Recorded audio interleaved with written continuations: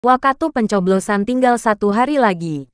Pemilih diingatkan mengenai larangan saat berada di bilik suara, yakni larangan membawa alat elektronik berupa perekam maupun telepon seluler saat mencoblos di bilik suara.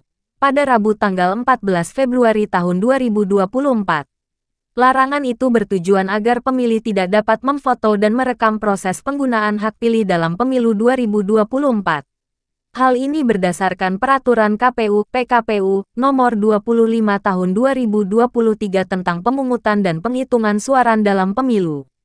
Sesuai PKPU Nomor 25 Tahun 2023 aturan di dalam bilik suara dalam Peraturan Komisi Pemilihan Umum Nomor 25 Tahun 2023, antara lain, Pasal 25 ayat 1 huruf E mengingatkan dan melarang pemilih membawa telepon genggam dan/atau alat perekam gambar lainnya ke bilik suara.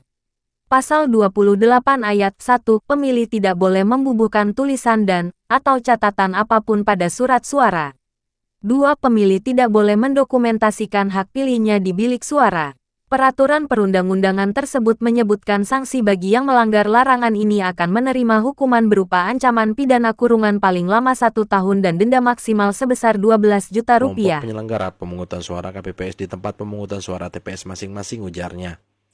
Jika pemilih ketahuan dan terbukti melakukan hal tersebut, maka akan dikenakan sanksi berupa kurungan dan denda hingga 12 juta. Hal ini menurutnya bertujuan agar pemilih tidak melakukan foto atau merekam proses penggunaan hak pilih dalam pemilihan umum 2024. Dalam pasal 28 PKPU nomor 25 tahun 2023 dijelaskan pemilih tidak boleh mendokumentasikan hak pilihnya di bilik suara. Pemilih juga dilarang membubuhkan tulisan dan atau catatan apapun pada surat suara yang dibagikan. Nah, jadi selain tidak boleh memotret atau merekam saat kalian melakukan pencoblosan, kalian juga dilarang untuk mencoret-coret kertas suara. Siapa tahu kan ada yang iseng gitu bikin tulisan misalkan Nadia dan Ari misalkan, kira-kira begitu. Itu nggak boleh.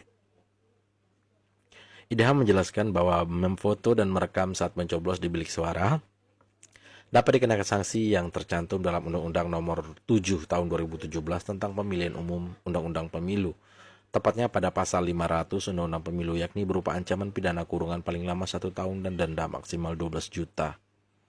Setiap orang yang membantu pemilih yang dengan sengaja memberitahukan pilihan pemilih kepada orang lain dipidana dengan pidana kurungan paling lama 1 tahun dan denda paling banyak 12 juta, jelasnya.